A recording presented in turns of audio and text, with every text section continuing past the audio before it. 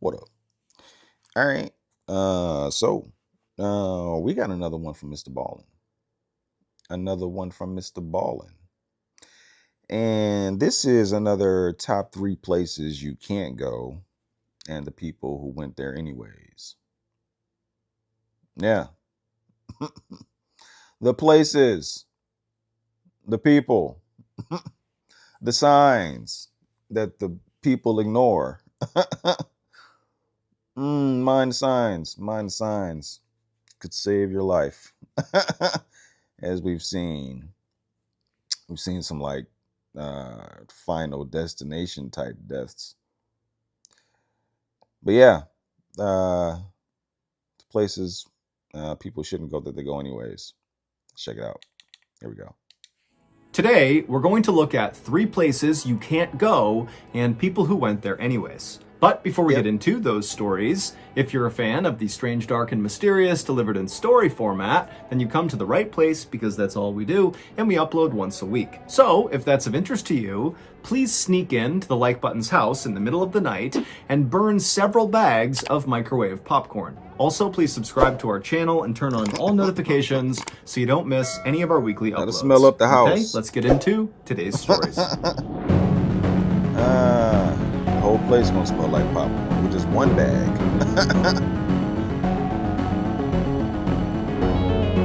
Digging sounds.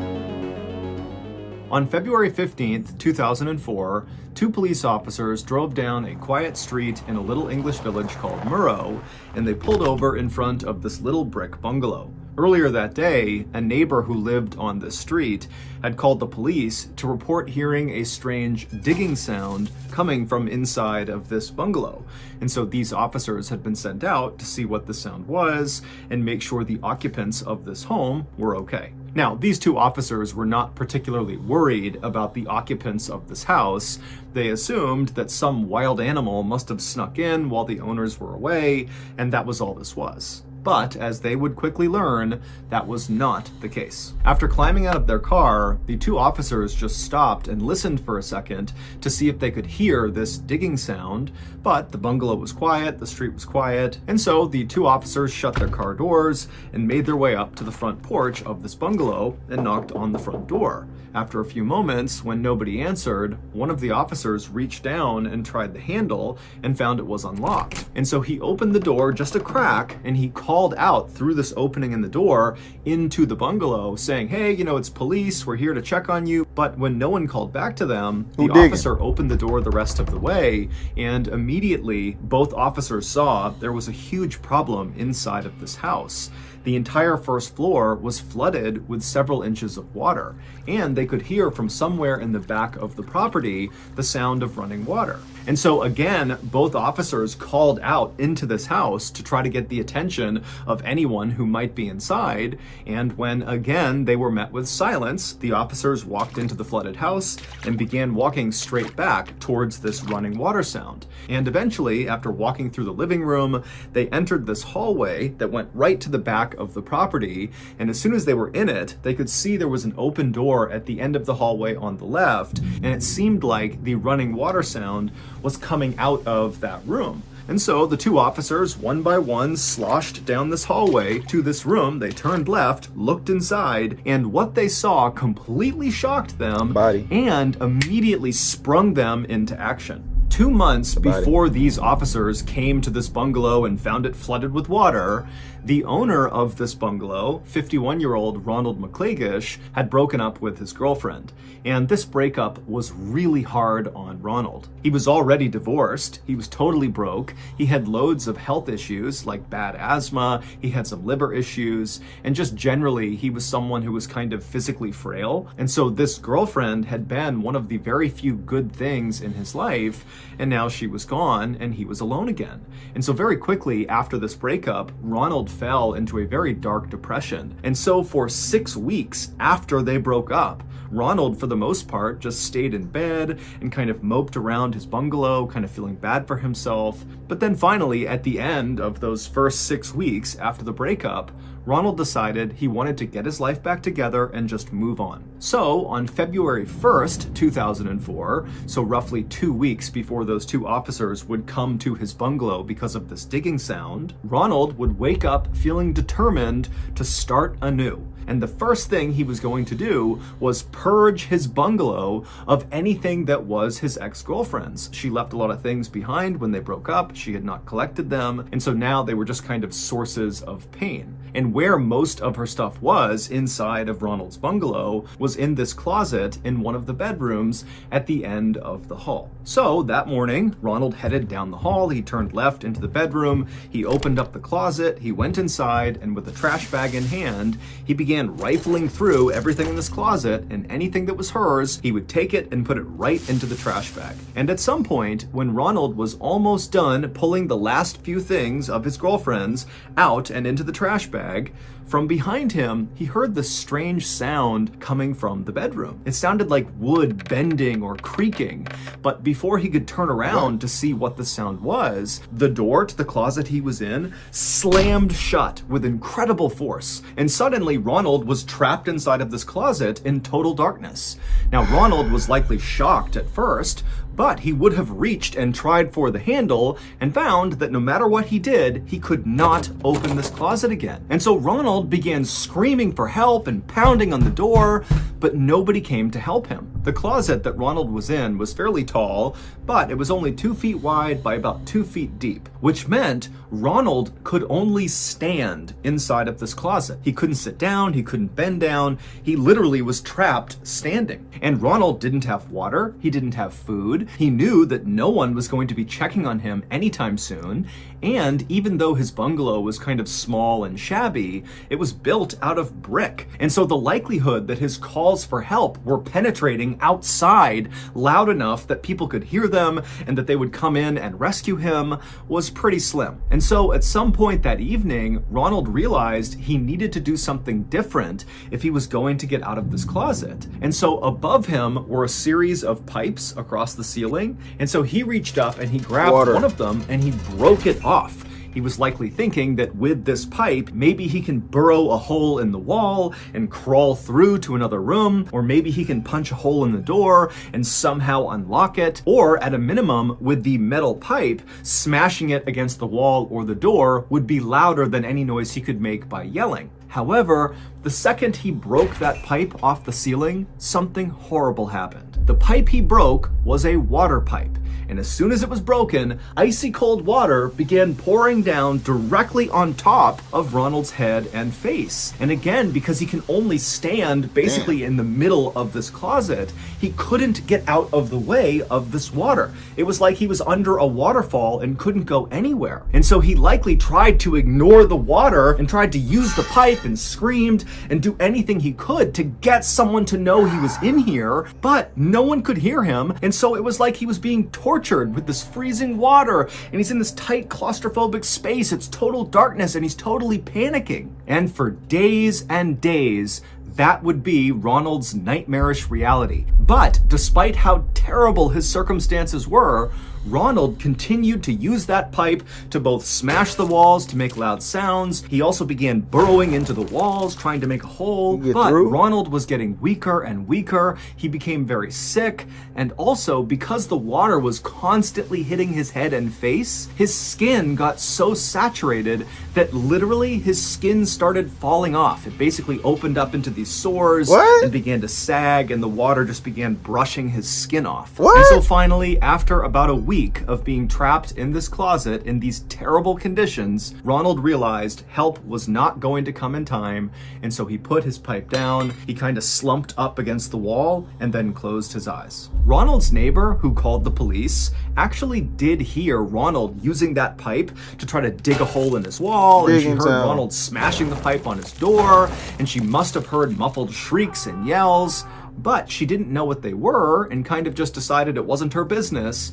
But when Ronald's house went from all these strange sounds to silence, that was when she called the police and said, hey, I had heard some digging sounds coming from the bungalow, and now I don't. And so when those two police officers arrived at Ronald's bungalow, They went inside, they went down the hallway, they went into the bedroom where Ronald had gone, and they saw this huge wardrobe, which is a big wooden piece of furniture, toppled over right in front of the closet. Damn. And at the bottom of the closet, they saw 2 human feet protruding from underneath that little space at the bottom of the closet. Those feet belonged to Ronald. He had managed to force his feet underneath the closet, but of course, he could not have fit underneath the closet door. And so the 2 police officers rushed over, and together, they barely were able to get this wardrobe off of the closet door. And when they opened the door up, Ronald was in there. He was deceased. His body was still in a standing position, kind of rigid and propped up against the wall, and freezing water was still pouring down onto his head. It would turn out no one had intentionally trapped Ronald. Instead, his wardrobe was just unstable, and it happened to topple over at the worst possible moment. Trapped in the closet. On Shattered Thanksgiving glass. morning in 1900, an 18-year-old named Thomas Pedler 1900. told his mother that he was going out for a bit, but he'd be back in time for turkey that afternoon, and then he grabbed his jacket and his coat and he headed out the door. Thomas lived in a very working-class neighborhood in San Francisco, California, where, generally speaking, nothing big really ever happened. It was kind of a place where people just worked, and that was it. But on this day, something huge was happening in Thomas's neighborhood. The big football game between Stanford University and the University of California was taking place at the stadium in Thomas's district, and they were expecting over 20,000 people to cram into this stadium. And so That's Thomas was not about to miss this incredible spectacle, even though he didn't have enough money to buy a ticket. But he knew he would find a way to watch this game. And so Thomas leaves his house and he runs to the stadium, which was not far from his house, and he waited in front of the front gate where all these people are streaming in to go into the stadium. And around 11 a.m., Thomas's very close friend, Charles, who was also a young man, made his way to the front gate. The 2 met up, and at first, their plan was to try to sneak in with the horde of people that were making their way into the stadium.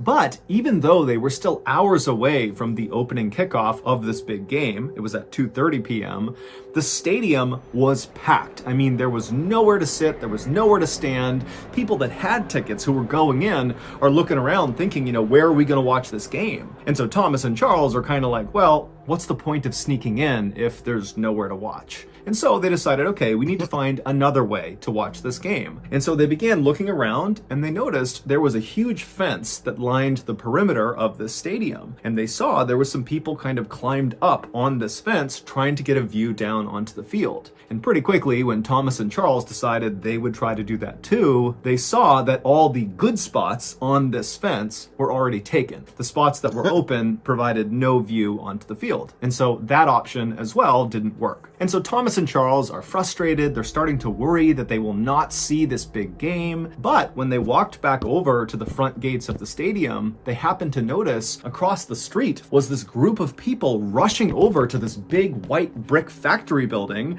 and they were literally placing ladders up against the sides of this building and beginning to climb up it. I mean, this is a 5-story building, and they are just basically free climbing the windows and the fire escapes. And Thomas and Charles realized that the top of this factory was flat and provided a perfect view down onto the field. And so all these people, they're trying to get a good seat to watch this game. And so without any hesitation, Thomas and Charles decide they're going to do that too. So they left the stadium, they ran across the street, and they began climbing up the ladders and climbing the windows and the fire escapes until finally they made it onto the roof, 55 feet off the ground. And when they got up there, there wasn't that many people. And so Thomas and Charles were able to run right over to the front edge of this building and claim a spot with an absolutely perfect view of the game. A couple of hours later, at 2:30 p.m., when the game actually started, the rooftop that Thomas and Charles were on was now completely packed with people. Hundreds of people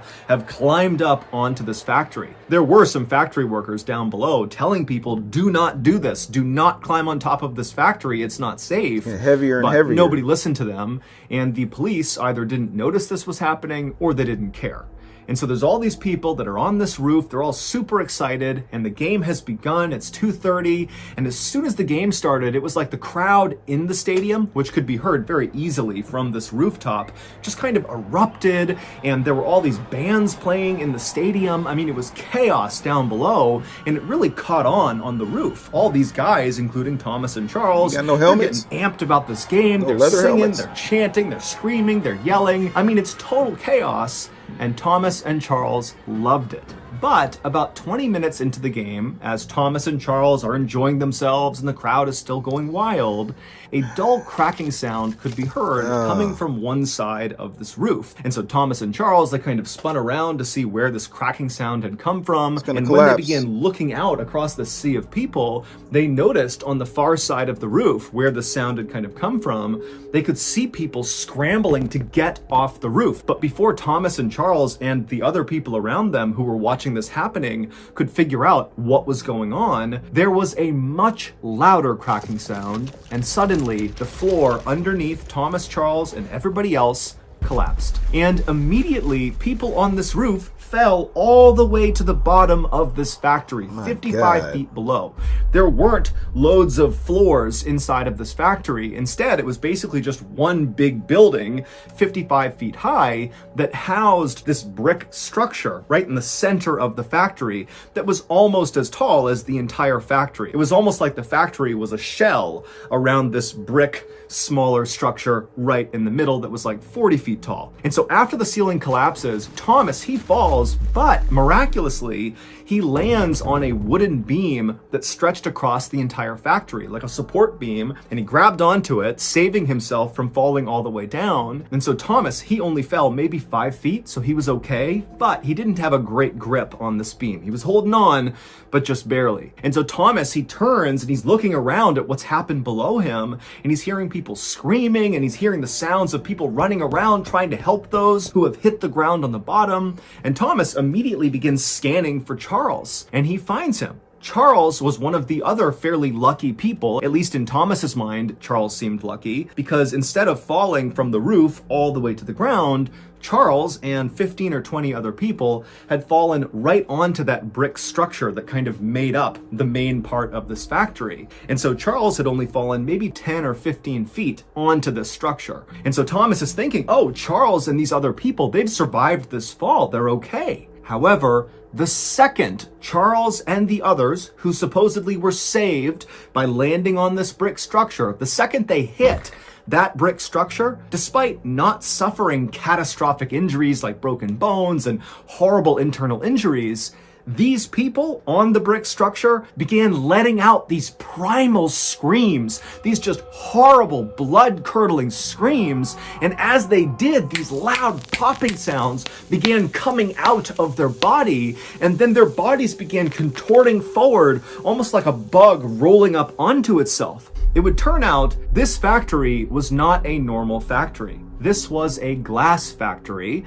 and in order to make glass, you need to heat sand and some other chemicals up to extraordinarily high temperatures. You need a furnace that can literally burn hotter than lava. And so that brick structure that was housed in the middle of this 5-story tall factory was a glass furnace, and it was on. And so even though the inside of this furnace was the hottest place, it was over 4,000 degrees Fahrenheit, the outside of this furnace, where Charles and the others had landed, believing they were saved from this 55-foot fall to their death, was still extremely hot. So hot that the factory workers couldn't even go near the furnace, even with special equipment on. The way they worked with this furnace was with these long metal pokers. They would work the flames and the glass at a distance. And so the instant that Charles and the others landed on the top of this furnace, they began to light on fire. Those snapping sounds that were coming out of their bodies was the sound of them instantly igniting on fire. And so Thomas and the others who had initially survived this horrible collapse watched as Charles and the others shrieked and shrieked, and their bodies continued to contort, and they continued to burn and smolder. And Charles, actually, he would roll up so tightly that his body began to roll down the curved side of this furnace. God. And at some point, his body slipped into a crack in the furnace, and he actually fell into the flames inside, at which point he went silent. Around the time that Charles and the others stopped shrieking, a number of people just out on the road heard the commotion, and they came inside, and one of them was Thomas's father. And in a terrible twist of fate, he actually looked up and saw his son clinging to the beam, Thomas, except it was so hot inside of this factory that Thomas was sweating, he was losing his grip, it was really hard to hold on to this beam, and his father watched as Thomas lost his grip and fell the 10 more feet down onto the furnace exterior. He landed feet first, then he fell onto his stomach and his face. He immediately ignited on fire, began shrieking, and then went silent. All told, 23 people would be killed during this roof collapse, and dozens more would be horribly injured and disfigured. This collapse goes down as one of the very worst disasters in sports history. However, on this day, the crowd inside the stadium was so caught up in the game that they actually didn't notice this horrible tragedy taking place just 100 feet away from where they were. It wasn't until the end of the game, when the winning team's fans carried their players in this kind of spontaneous parade out of the stadium to celebrate, that they walked out onto the street and saw all these burnt up, rolled up corpses of the people who had landed on the furnace. Rolled up. The mayor. In April of 1979, a 69-year-old woman named Monica Myers was appointed mayor of a little village called Betterton in the U.S. state of Maryland. Betterton used to be this very fancy resort town on the water where people from Baltimore and Philadelphia would come there for vacations. They had fancy hotels and restaurants and shops. But by the time Monica became Betterton's mayor, Betterton had kind of gone downhill. People had stopped coming to Betterton, all the hotels shut down or were abandoned or burned down. The summer homes of the rich people from the big cities, those got sold off. And down at the beach, all these glamorous boardwalks literally just kind of crumbled into the sea, and in their place were all these shanty towns where homeless people set up their camps. But Monica had grown up in Betterton, and so she really loved the town and wanted to improve it. And so when she became mayor in 1979, she really leaned into her new role way more than other mayors would. Instead of managing the village from an office, like most mayors would do, Monica literally went out in town and just began doing lots of jobs around the town for free. She would ride around with the police and literally stop crimes in action. One time, she stumbled across someone looting a vacant hotel, and she personally got out, chased this person down, and made them put everything back that they had taken. She would pick up trash on the beach, she would do random repairs on people's homes and businesses all over town, and sometimes she would just go door to door asking people how they were doing. And so very quickly, the people of Betterton really grew to love Monica, and they loved seeing her every single day just out and about making Betterton a better place. And so on March 20th, 1980, roughly 1 year into Monica's tenure as mayor, it was immediately noticeable to the people of Betterton when Monica was nowhere to be seen. That day, she did not go to the police station in the morning like she normally did. She was not seen at the beach doing her trash pickup, and she didn't knock on anybody's door. And so by mid-morning that day, the people of Betterton, all 120 of them, were basically out in force looking for Monica. And at 11:30 a.m., the police in Betterton got a call about Monica. It was this guy who was totally panicked. He could barely make a sentence, and he basically just told the police, "You gotta get here now." And so the police hopped in their cars and they sped to the address this guy gave them.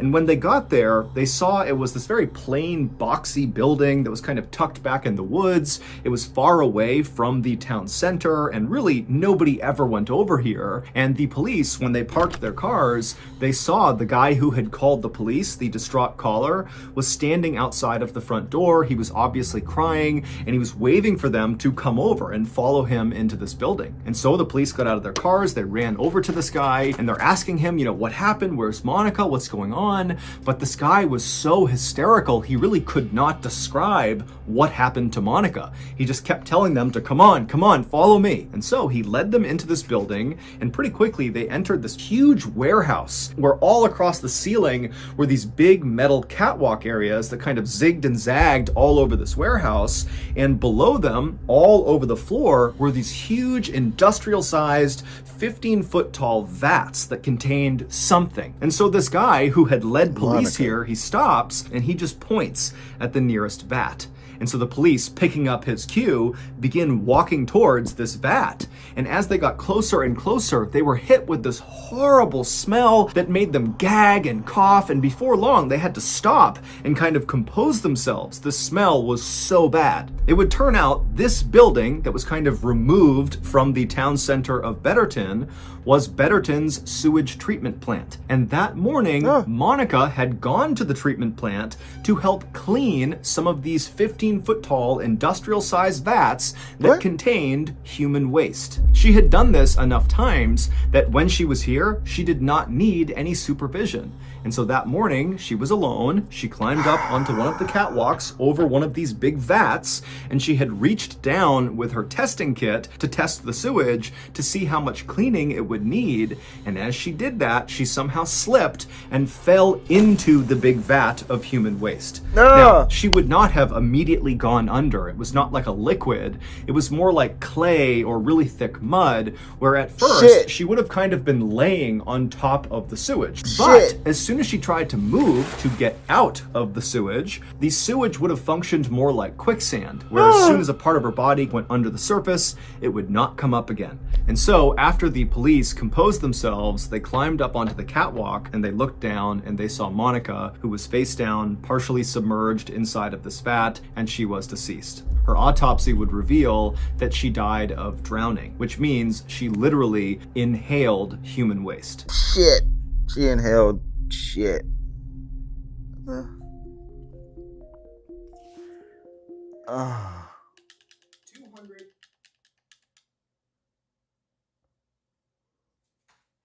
Now she got trapped in some shit, quicksand. Some quicksand made out of shit, human waste. Oh my God. So she was just, but he said she was just sitting on top face down. She couldn't have turned on her back or something or was it like, come on, Monica, you the mayor. I understand you want to help, but you doing a little bit too much. you cleaning the whole town shit up with no help. Let somebody else do that. I understand going around the community, helping pick up trash, going knocking on people's doors, seeing how they doing. You know what I'm saying? That's what a mayor does. The mayor's not doing everything. Damn. At least have somebody helping you, Oh man. My God, that was horrible. That's a bad way to go. To drown in some thick ass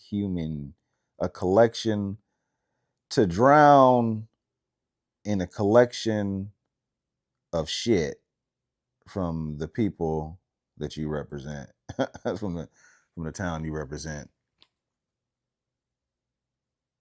Man, she's doing a little bit too much. Monica the mayor. Man. In the second story, was it Stanford? I forgot the other team that was playing. 20,000 people. It's a big crowd. Yeah, it was probably loud. They probably couldn't hear anything that was going on in that building. They just focused on the game. Man. Yeah. That was I knew from the beginning you got a lot of people gathered on the roof from the 1900s. That building ain't stable. That building ain't stable, but I mean, shit, to have a damn lava rock, a glass, a glass maker, you know, a thing that's hotter than lava, mm, be so to get so hot that you start, basically cooking from the inside and you start coiling up. Oh man. But then the dude on the beam, was it Thomas on the beam up top on the wooden beam up top? There was no way he can like move from right to left. It was covering the whole, nobody can like, it probably he probably wasn't up there for that long because MrBallen said it was hot. It was probably too hot to keep his grip, and started sweating, and he just fell. Mm. Yeah. Man, that is a so that's the worst sports disaster in sports history. I think so. I ain't never heard nothing worse than that. Ain't nothing worse than that. I mean, unless you no, ain't nothing worse than that. Like I don't I mean shit. People start cooking alive, you know. Man. Yeah, the first story. Ronald trapped in the closet. My goodness.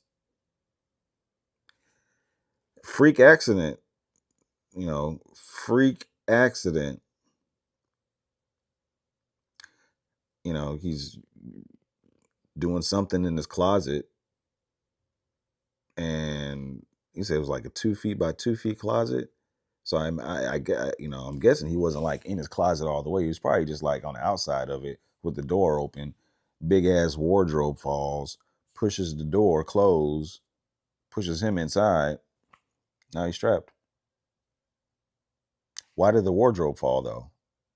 What caused the big ass wardrobe to fall? What the heck? Some Final Destination type shit.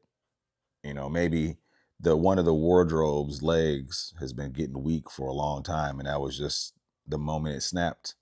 Was the moment that he was by his closet. I don't know. I don't know. I think we've heard other people, maybe one or two or a few other times where someone's been trapped, um, in a closet. One for sure, like where someone was trapped in a closet and they broke a pipe trying to use the pipe to, dig their way out the room, out the closet, and the water is just, constantly pouring down on them. And there was nowhere they could move, so they had to just take it. And it was cold water. But yeah, sad. People just get stuck. I guess that shit happens. That shit happens. It probably happens all the time. There's probably a lot of cases where people get stuck and then, they get out. Some people may dig a hole through the wall. They may be able to dig a hole through the wall or bust the door open. Probably been a lot of close calls. I guess you just gotta watch. You gotta keep your head on a swivel for that Final Destination. Uh, like you watching the Final Destination movie, then that wind come in, that breeze come in, and blow something, and then that hits something else, then that hits something else. Then next thing you know, you trapped in the damn closet. Man. Ah, yeah. Top 3 places you can't go. Some people just get trapped. Ain't nothing you can do about that. Damn.